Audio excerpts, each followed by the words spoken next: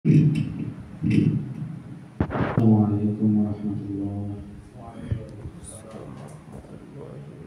إن الحمد لله نحمده ونستعينه ونستغفره ونؤمن به ونتوكل عليه ونعوذ بالله من شرور أنفسنا ومن سيئات أعمالنا ونشهد أن لا إله إلا الله وحده لا شريك له ونشهد أن سيدنا وسندنا وحبيبنا وحبيب ربنا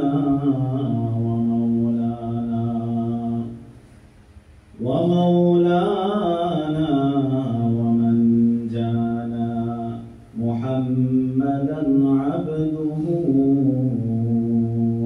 ورسوله أرسله بالحق بشيرا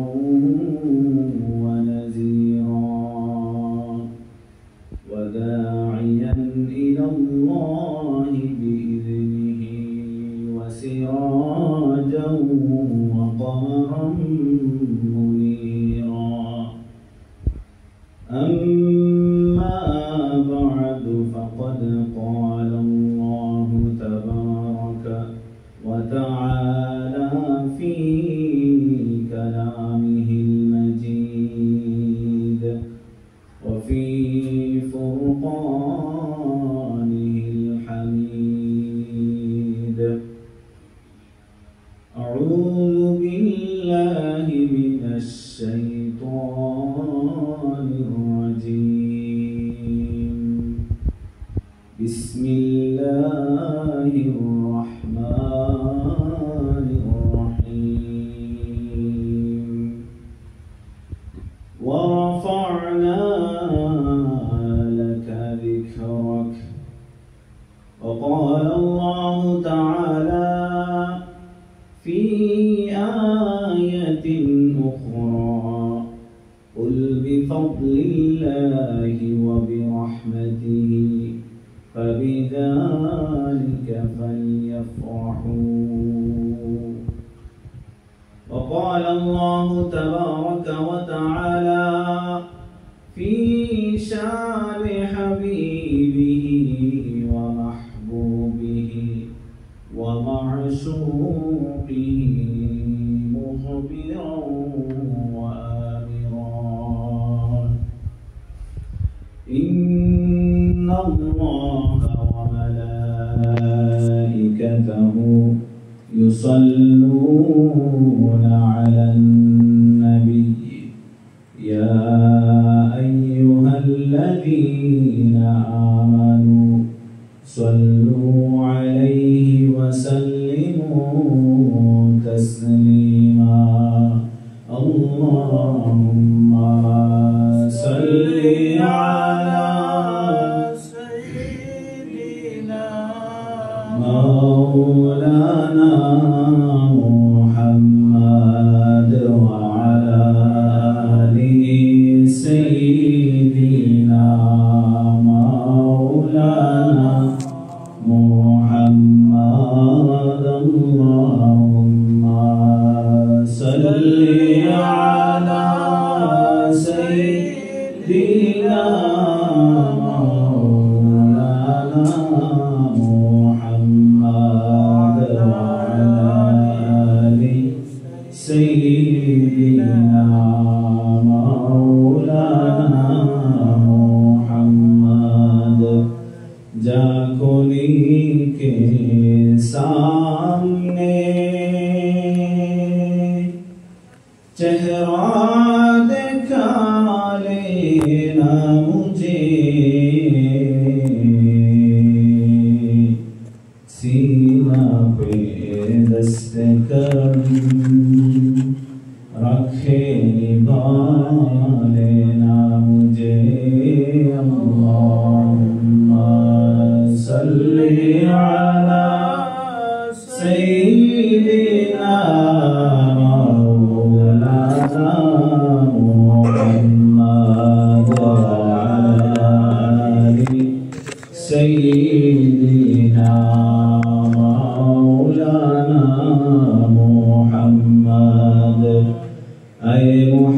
मोहम्मद हशर में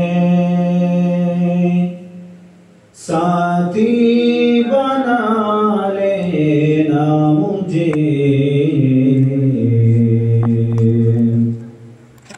रोज़ महशर दस्ते अपने से पिला लेना मुझे।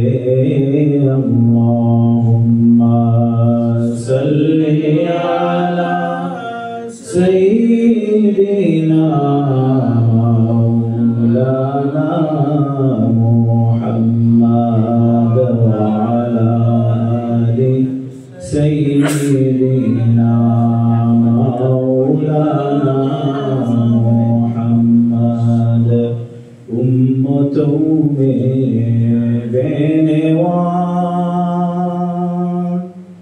मुझे सावर कोई नहीं, सरमुसारम अपनी दामंद में छुपा लेना मुझे। अल्लाहुम्मा सल्ली अला सय्यिदिना मौलाना मुहम्मद व अला आलि सय्यिदिना मौलाना मुहम्मद। मुहम्मद या रसूल अल्लाह, मुहम्मद या रसूल अल्लाह, शफाअत के जिए दिल्लाह। मुहम्मद या रसूल अल्लाह, मुहम्मद या रसूल अल्लाह, मुहम्मद या रसूल अल्लाह, शफाअत के जिए दिल्लाह। मुहम्मद या रसूल अल्लाह, शफीए आसिया हो तुम, वसीला बेकसा हो तुम, तुम्हें छोड़ा कहाँ जाओ बताओ या रसूल अल्लाह। मुहम्मद या रसूल अल्लाह, मुहम्मद या रसूल अल्लाह, शफाअत के दिल्लाह। मुहम्मद या रसूल अल्लाह। सम्मानित हाज़िरीन, আমরা আল্লাহ পাক রব্বুল আলামিনের দরবারে অসংখ্য গণিত শুকরিয়া আদায় করি যে আল্লাহ পাক রব্বুল আলামিন আজকের এই মহতী মাহফিল শানে রিসালাত মাহফিলে আমাদেরকে আসা এবং বসার শারীরিক মানসিক তৌফিক দান করেছেন। আল্লাহ তাআলার দরবারে আমরা অন্তরের অন্তঃস্থল থেকে শুকরিয়া আদায় করি, আলহামদুলিল্লাহ। সম্মানিত হাজিরিন, আমরা অবশ্যই অবগত আছি আজকের এই মাহফিলে আমাদের সম্মানিত প্রধান মেহমান মুআজ্জাজ হযরত মাওলানা মুফতি বদরুজ্জামান রিয়াদ সাহেব সুদূর লন্ডন থেকে আমাদের এখানে আগমন করেছেন। আমরা ওনার কাছ থেকে ওনার মহামূল্যবান নসিহত শুনব। আল্লাহ তাআলা যেন আমাদেরকে মাহফিলের শেষ পর্যন্ত এখানে বসার এবং এ থেকে ইবরাত হাসিল করার তৌফিক দান করেন। আমরা সবাই বলি আমিন।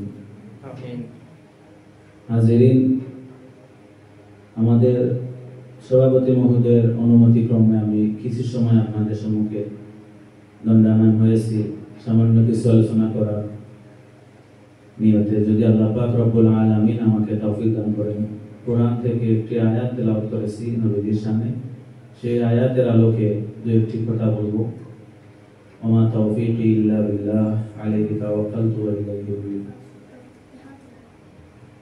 সম্মানিত হাজিরিন, আমি আজকে যেহেতু শানে রিসালাত মাহফিল, সেজন্য নবীজির শানে আল্লাহ তাআলা নবীজি যখন খুবই পেরেশান ছিলেন, নবীজিকে যখন কাফিরেরা ছোট করে কথা বলতো, নবীজির শান নিয়ে তারা খেল তামাশা শুরু করেছিল।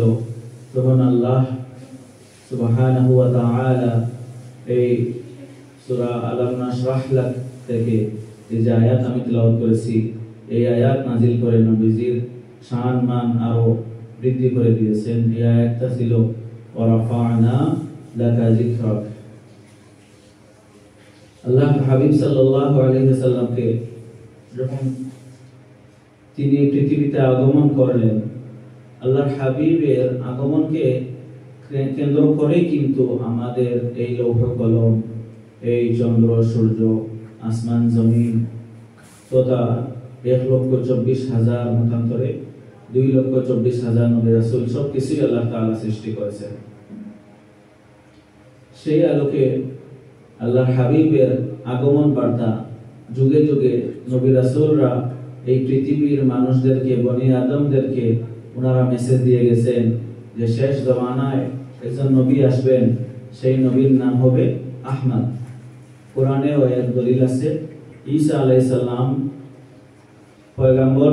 পয়গম্বর নবী রাসূলদের মধ্যে সর্বশেষ নবী, আমাদের নবীর আগে যিনি ছিলেন ঈসা আলাইহিস সালাম, তিনিও এই বার্তা দিয়ে গেছেন যে আমার পরে যে নবী আসবেন তিনি হলেন আহমদ, তোমরা ওনার অনুসরণ করবে, উনি হকের বার্তা নিয়ে পৃথিবীতে আগমন করবেন। আল্লাহর হাবিব সাল্লাল্লাহু আলাইহি ওয়াসাল্লাম এই পৃথিবীতে আসার সময় অনেক ওনার জন্ম বৃত্তান্ত যে ঘটনা, অনেক ঘটনা আমরা জানি, অলৌকিক অনেক ঘটনা ঘটেছে যেগুলা সচরাচর অন্যান্য মানুষের ক্ষেত্রে হয় না।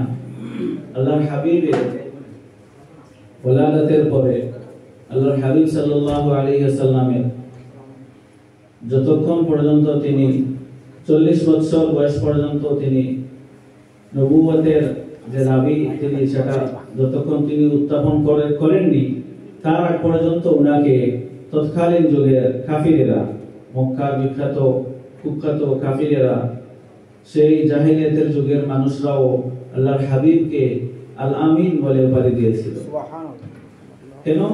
আল্লাহর হাবিব সাল্লাল্লাহু আলাইহি ওয়াসাল্লামের সেই চলাফেরা, ওনার মুআমালাত মুআশারাত, লোকজনের সাথে, আত্মীয়-স্বজনের সাথে, পাড়াপড়শির সাথে, সমবয়সী যারা ছিলেন সবার সাথে ওনার সবকিছু ছিল একটা উত্তম আখলাক, যেটার বর্ণনা আল্লাহ তাআলা বলেছেন কোরআনে যে আল্লাহর হাবিব হলেন লাকাদ কানা লাকুম ফি রাসূলিল্লাহি উসওয়াতুন হাসানাহ। আল্লাহর হাবিব হলেন এই পৃথিবীর জন্য শুরু থেকে শেষ পর্যন্ত সমগ্র মানব জাতির জন্য একটা মডেল, আইকন, আইডল। কেননা এর গ্যারান্টি স্বয়ং আল্লাহ পাক রব্বুল আলামিন দিতেছেন যে লাকাদ কানা লাকুম ফি রাসূলিল্লাহি উসওয়াতুন হাসানাহ। যে রাসূলের আখলাক থেকে আমরা যে দিক দিয়ে আমরা ঠান দিব, সেদিক দিয়ে কিন্তু আমরা ওনাকে গিয়ে একেবারে সর্ব উপরে ওনাকে পাবো। যেমন রাসূল তিনি তৎকালীন যুগে কাফিরদের সাথে ওনার ওটা বসা চলাফেরা ছিল ওনার নবুয়তের আগ পর্যন্ত। সেই জাহিলিয়াতের যুগেও কিন্তু তারা ওনাকে আল আমিন উপাধি দিয়েছিল। তখন তারা মানুষ বিশ্বাসী হিসাবে আল্লাহর হাবিবকেই জানতো। এমনকি আল্লাহর হাবিব যখন এই হিজরত করে মক্কা থেকে মদিনায় গেলেন, তখনও কিন্তু অনেকের গচ্ছিত টাকা, অনেকের জরুরি অনেক জিনিস আল্লাহর হাবিবের কাছে ছিল। সেই সব কিছু তিনি হযরত আলীর কাছে সমঝিয়ে তখন তিনি রাত্রিবেলা মক্কা ত্যাগ করেছিলেন। কত বড় আমানতদার হলে এমন মুসিবতের সময়ও তিনি এই লোকজনের আমানতদারির খেয়াল তিনি রেখেছিলেন। সেজন্যই সেই যুগের, সেই জাহিলিয়াতের যুগেও যখন মানুষকে মানুষ মনে করতো না, নিজের সন্তানদেরকে নিজেরা হত্যা করত, তারপরে মানে চূড়ান্ত পর্যায়ের খারাপ সময়টা ছিল সেই সময়, যেটার কথা কোরআনে বলা হয়েছে যে সেই যুগটা ছিল জাহিলিয়াতের যুগ বা অন্ধকারের যুগ। সেই যুগে আল্লাহর হাবিব সাল্লাল্লাহু আলাইহি ওয়াসাল্লাম কে তারা অন্ধভাবে বিশ্বাস করত। তারা মনে করত যে আল আমিনের কাছে যদি আমরা একটা জিনিস, টাকা হোক, কথা হোক, জরুরি কোনো কিছু যদি আমরা রাখি, সেটা আমরা আবার সেভাবে হুবহু আমরা ফেরত পাবো। সেই জন্য তারা মক্কার কাফিরেরা, মক্কার অন্ধ মানুষেরা, জাহিলিয়াতের মানুষেরা তারা বলেছিল যে ইনি আল-আমিন। সুবহানাল্লাহ। যখন আল্লাহর হাবিব সাল্লাল্লাহু আলাইহি সাল্লাম তিনি হেরা গুহায় গমন করতে লাগলেন এবং আল্লাহর পক্ষ থেকে হযরত জিবরিল আমিন আলাইহিস সালামে যখন কোরআনের বাণী নিয়ে আসলেন, নিয়ে আসার পরে এই আয়াত নিয়ে 5টা আয়াত অবতীর্ণ হয়েছিল আমরা জানি। সূরা আলাকের প্রথম 5 আয়াত, ইকরা বিসমি রাব্বিকাল্লাযী খালাক, খালাকাল ইনসানা মিন আলাক, ইকরা ওয়া রাব্বুকাল আকরাম আল্লাযী আল্লামা বিল কলম, আল্লামাল ইনসানা মা লাম ইয়ালাম। 5টা আয়াত অবতীর্ণ হয়েছিল। এই আয়াতগুলো নিয়ে, আল্লাহর বাণী নিয়ে তিনি যখন মক্কার মানুষের কাছে, ধারে ধারে মক্কার মানুষের কাছে, ওনার আত্মীয় স্বজনদের কাছে এই মেসেজ দিতে লাগলেন যে তোমরা যে পাথরের মূর্তি পূজা করো বা তোমরা যে অগ্নি পূজা করো, এগুলো আসলে ঠিক না। আমাদের প্রকৃতপক্ষে একজন মালিক আছেন, আমাদের একজন রব আছেন, আমাদের একজন খালিক আছেন, একজন রাজিক আছেন, যিনি আমাদেরকে সৃষ্টি করেছেন। এই মেসেজগুলো যখন তিনি দেওয়া শুরু করলেন, তখনই কিন্তু যারা উপাধি দিয়েছিল আল-আমিন, যারা ওনাকে ভালোবেসে চাদরের ভিতরে ঢুকিয়ে নিয়েছিল, সেই তারাই কিন্তু ওনার সবচেয়ে বড় শত্রুতে রূপান্তরিত হলো। তখন তারা কি করলো? আমি যে আয়াত তেলাওয়াত করছি, আয়াতের আলোকে আমি আসতেছি। তখন তারা কি করলো? নবীজিকে তারা হেনস্থা শুরু করলো, নবীজিকে তারা ছোট করতে শুরু করলো, নবীজির পিছনে তারা ছোট ছোট বাচ্চাদেরকে লিলিয়ে দিল, নবীজির সাথে তারা মানে বিভিন্ন দিক থেকে তারা দুশ্মনী শুরু করলো। কেন? তাদের একটি কথা যে আমাদের বাপদাদার ধর্ম আমরা যেটা পালন করেছি, আমাদের ধর্মের উপরে আঘাত এনে এই আব্দুল্লাহ পুত্র, আব্দুল্লাহর বেটা মুহাম্মদ, সে নাউযুবিল্লাহি মিন যালিক, সে এরকম বলতেছে। আসলে আমরা তো তাকে ভালো মনে করতাম, এখন তো দেখা যায় সে অনেক বড় মানে প্রতারক। নাউযুবিল্লাহ। তারা বলতেছে যে এই আল্লাহর হাবিব নাকি মাজনুন হয়ে গেছেন, মানে পাগল হয়ে গেছেন। নাউযুবিল্লাহি মিন যালিক। এই বিভিন্ন কথাবার্তার দ্বারা আল্লাহর হাবিবকে তারা কষ্ট দেওয়া শুরু করলো। বিভিন্ন কথাবার্তার দ্বারা আল্লাহর হাবিবকে তারা কি করলো? কষ্ট দেওয়া শুরু করলো। তখন একটা পর্যায়ে এমন ভাবে আসলো যে তারা এই মক্কার যে বিভিন্ন গোত্র ছিল, তাদের মধ্যে কিন্তু তৎকালীন সময়ে তাদের একটা বৈঠক বসলো, দারুন নাদওয়া। দারুন আমরা কিতাবের মধ্যে পড়েছি, দারুন নাদওয়া নামে একটা বৈঠক। তারা এই বৈঠকের হেড লিডার হলো আবু জেহেল। আবু জেহেল সে তার প্রত্যেকের গোত্র থেকে, প্রত্যেক পরিবার থেকে একজন যুবককে সে চাইল যে আমরা তো মুহাম্মদকে আর ফিরানোর ঠেকানোর কোনো উপায় দেখতেছি না, দিন দিন লোকজন ওর দলেই, ওর দেখেই দাবিত হচ্ছে। তাহলে ওকে যদি আমরা এখনই না ঠেকাই, ওকে যদি আমরা এখনই পাকড়াও না করি, হত্যা না করি, নাউযুবিল্লাহি মিন যালিক, তাহলে কিন্তু ওকে আর দমানো যাবে না। এইরকম পরিকল্পনা নিয়ে তারা এগোতে লাগলো। ঠিক সেই মুহূর্তে আল্লাহর হাবিব সাল্লাল্লাহু আলাইহি সাল্লামকে আল্লাহ তাআলা ওহীর মাধ্যমে সবগুলা জানালেন, ইলহাম করলেন। তখন তারা ফাইনালি আল্লাহর হাবিব সাল্লাল্লাহু আলাইহি সাল্লামকে হত্যা করার জন্য তারা ডিসিশন নিয়ে ফেললো। নাউযুবিল্লাহি মিন যালিক। এক রাতে, হিজরতের রাতের ঘটনা, মানে এটা আমি বলতেছি। আল্লাহর হাবিব সাল্লাল্লাহু আলাইহি সাল্লামকে তারা পুরোপুরিভাবে ঘেরাও করে ফেললো। চতুর্দিকে ওনার যে গড়, ওনার যে মানে বাসা, এই গড়ের চতুর্দিকে কাফিররা ওত পেতে মানে তারা পুরোপুরি ফাইনালি ওনাকে হত্যার জন্য রেডি হয়ে ওই আবু জেহেলের নেতৃত্বে তারা চলে আসলো। এর ভিতরে তো অনেক ভাবে আল্লাহর হাবিবকে নামাজে দাঁড়ালে, কাবা চত্বরে, রাস্তাঘাটে অনেক ভাবেই আল্লাহর হাবিবকে তারা কষ্ট দিয়েছে। তারপর মদিনা যাওয়ার পূর্বে আল্লাহর হাবিব গিয়েছিলেন তায়েফে।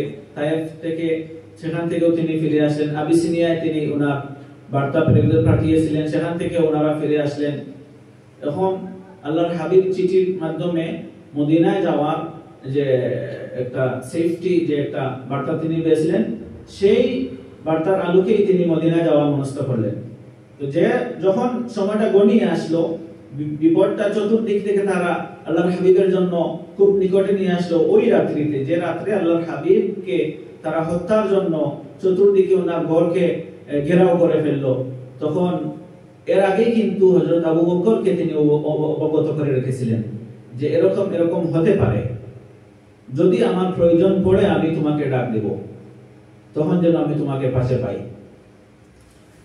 তারপর ওরা কাফিরেরা নবীজিকে হত্যার জন্য উনার ঘরে চলে আসলো। তখন আল্লাহর হাবিব সাল্লাল্লাহু আলাইহি সাল্লামকে ইলহাম করা হলো, ইলহাম করে জানিয়ে দেওয়া হলো যে আপনি এখনই বেরিয়ে পড়ুন।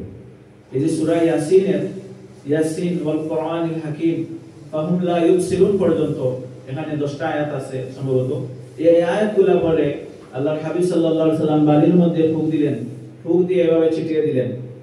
চতুর্দিকে যত কাফিরেরা তারা জমা হয়েছিল আল্লাহর হাবিবকে হত্যা করার জন্য, সবাই চোখে অন্ধকার দেখতে লাগলো। সুবহানাল্লাহি ওয়া বিহামদিহি সুবহানাল্লাহিল আযীম। এই কাফিরদের মধ্য দিয়ে আল্লাহর হাবিব সাল্লাল্লাহু আলাইহি সাল্লাম নিরাপদে, খুব মানে কি বলবো, ওরা দেখলোই না, এভাবে তিনি উনাকে এই হযরত আলীকে ওনার বিছানায় রেখে উনি চলে গেলেন। আবু বকরের ঘরে আবু বকরকে সাথে নিয়ে তিনি মদিনায় গেলেন। এই ঘটনা তো আমরা অনেকেই জানি। যাই হোক, এর ভিতরে এই যে আল্লাহর হাবিবকে তারা বিভিন্নভাবে কষ্ট দিয়েছে, বিভিন্নভাবে ছোট করেছে, উনি যে কোরআনের আয়াতগুলো তিনি বলেছিলেন, কোরআনের আয়াতকেও তারা বানোয়াট বলেছে, এরকম অনেক আছে। তখন আল্লাহর হাবিব সাল্লাল্লাহু আলাইহি সাল্লামকে খুশি করার জন্য, উনাকে ওনার সম্মান বুলন্দির জন্য আল্লাহ তাআলা এই আয়াত করেছিলেন যে ওয়া রাফা'না লাকা যিকরাক। আল্লাহর হাবিবকে আল্লাহ সুবহানাহু ওয়া তাআলা ওনার সৃষ্টি জগতের সর্ব উচ্চ স্থানে তিনি রেখেছেন। যেমন বেহেশতেও কিন্তু আল্লাহর হাবিবের নাম বেহেশতের গাছের পাতায় পাতায় লেখা আছে। বেহেশতের চৌকাঠে প্রতিটি আকাশে 7টা আসমান আছে আমরা জানি, প্রতিটি আসমানে আল্লাহর হাবিবের নাম লেখা আছে। যেখানেই আছে লা ইলাহা ইল্লাল্লাহ, সেখানেই আছে মুহাম্মাদুর রাসূলুল্লাহ। এই আয়াতকে, এই কলিমাকে দুই ভাগ করার কোনো ক্ষমতা কারো নাই। এখন কিছু লোক বাইরে হইছে, তারা বলে যে লা ইলাহা ইল্লাল্লাহর সাথে মুহাম্মদ রাসূলুল্লাহ লেখা যাবে, এতে পাল্লায় আমরা যাতে না পড়ি, আল্লাহ তাআলা যেন আমাদেরকে হেফাজত করে। তারা আবার কৌশলে কি করে যে লা ইলাহা ইল্লাল্লাহ উপরে লেখে, নিচে লেখে মুহাম্মদুর রাসূলুল্লাহ। তাদের দলিল আছে, দলিল হলো যে যদি আল্লাহর সাথে আমরা এটা লিখি তাহলে তো আল্লাহর সমান উনি হয়ে গেলেন। এখন তারা যে কোন ভিত্তিতে কথাগুলো বলে, যেখানে স্বয়ং আল্লাহ পাক বলছেন যে হাবিব আমার পরেই, যদি সৃষ্টি জগতে আমার পরেই যদি কারো স্থান থাকে সেটা হলো আপনার ওয়ারাফা'না লাকা যিকরাক। এই আয়াতটা তো, এই শানটা তো আর কোন নবীর শানে তিনি বলেন নাই। যত নবী এসেছেন পৃথিবীতে, আমি গতকালকে একটা গজল শুনলাম, যত নবী এসেছেন পৃথিবীতে সবাই কিন্তু আল্লাহর রাসূল ছিলেন বা নবী ছিলেন, কিন্তু একমাত্র আমাদের নবী হলেন আল্লাহর হাবিব। স্বয়ং আল্লাহ যার প্রেমে মজনু হয়েছেন, স্বয়ং আল্লাহ পাক রব্বুল আলামিন যার সূরত দেখে, যার আকৃতির প্রেমে পড়ে তিনি এই সমস্ত কিছু সৃষ্টি করেছেন। সেই হাবিবের সামনে রিসালাত মাহফিল আজকে মাশাআল্লাহ, আলহামদুলিল্লাহ। আল্লাহ পাক যেন এই মাহফিলকে যারা আয়োজন করেছেন, শুরু থেকে শেষ পর্যন্ত যারা পরামর্শ দিয়েছেন, তাবারুকে অংশগ্রহণ করেছেন, শারীরিকভাবে আর্থিকভাবে পরামর্শ দিয়ে যারা সহযোগিতা করেছেন, আল্লাহ তাআলা যেন সকলকে দুনিয়ায় আখিরাতে জাযায়ে খায়র দান করেন, আমিন। আমাদের সম্মানিত ইমাম সাহেব হযরত হাফিজ মুজিবুর রহমান সাহেব, তিনি আমাকে হুকুম করেছেন, ওনার হুকুম পালনার্থে আমি এখানে বসেছি। আমরা মসজিদে যাওয়ার টাইম হইতেছে। আমরা যে মেহমানের আজকে আমরা ইন্তজার করতেছি, হযরত মুফতি মাওলানা বদরুজ্জামান রিয়াদ সাহেব তিনিও আমাদের মধ্যে এসে উপস্থিত হয়েছেন। মাগরিবের পরপরই উনি বয়ান পেশ করবেন ইনশাআল্লাহ। এখন আমি আমার সভাপতি হুজুরের অনুমতি নিয়ে মুখতসর মিলাদ পড়ে তারপর দোয়া করে চলে যাব।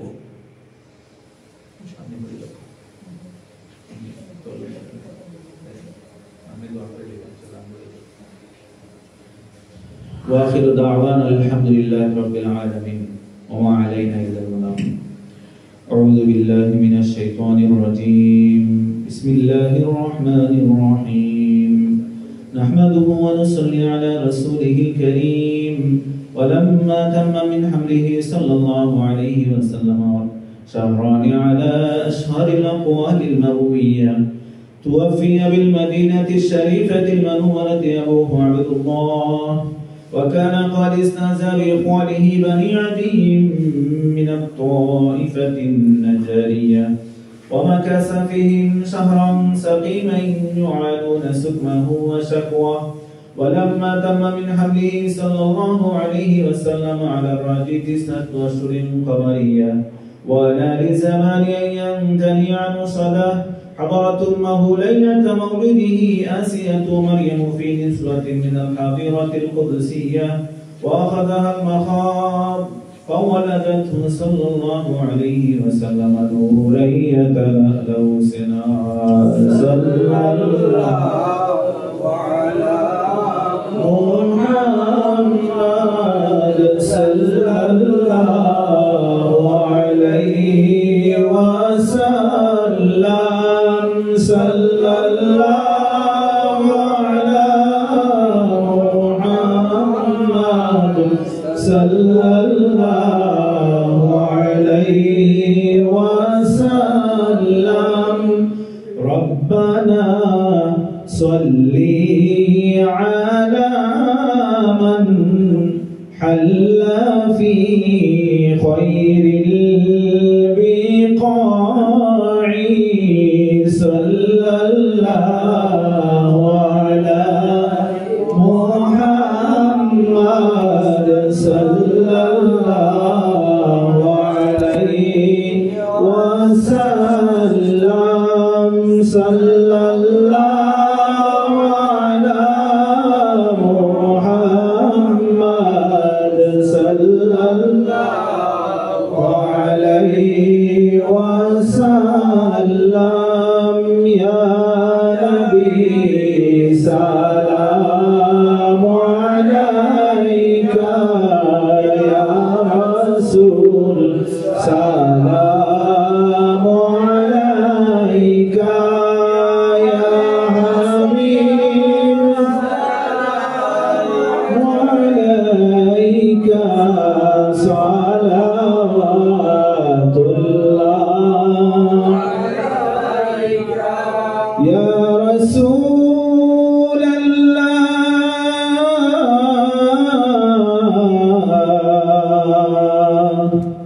سيدي يا حبيب الله،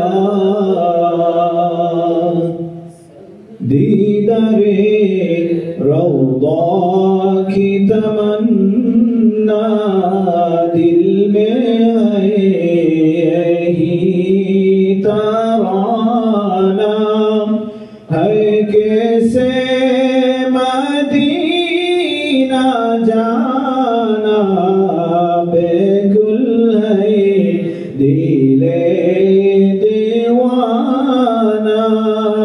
या नबी सलाम अलैका, या रसूल सलाम अलैका, या हबीब सलाम अलैका। सलावतुल्लाह अलैका सय्यदी या रसूल अल्लाह व या हबीब अल्लाह। गिरने वालों को चंबालो मरने वालों को बचा लो कैद से हमको छुड़ा लो अब मदीना में बुला लो या नबी सलाम अलैका या रसूल सलाम अलैका या हबीब सलाम अलैका सलावतुल्लाह अलैका या रब्बी सल्ली व सल्लिम दाइमन अबदा अला हबीबिका खैरिल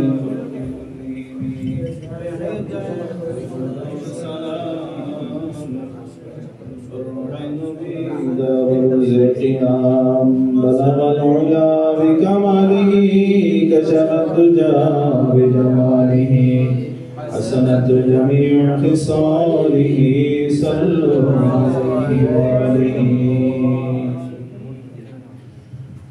اللهم آمين. الحمد لله رب العالمين والعاقبة للمتقين. الحمد لله رب العالمين والعاقبة للمتقين والصلاة والسلام على سيد المرسلين. الحمد لله الذي هدانا لهذا وما كنا لنهتدي لولا أن هدانا الله. لقد جاءت رسل ربنا بالحق. اللهم ربنا ظلمنا أنفسنا وإن لم تغفر لنا